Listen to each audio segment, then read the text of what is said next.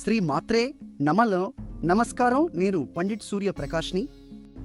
ఈరోజు 26 మార్చి 2026 గురువారం నాడు వృషభ రాశి వారికి ఒక ముఖ్యమైన గ్రహ పరిణామం జరుగుతోంది.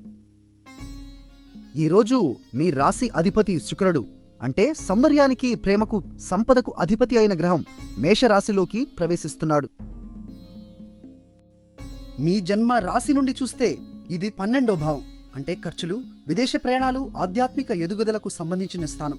మరి ఇది మీకు ఏం చెప్తుంది? ఒకవైపు మంచి వార్త ఉంది. ఆధ్యాత్మిక విషయాల పట్ల మీకు లోతైన ఆసక్తి పెరుగుతుంది.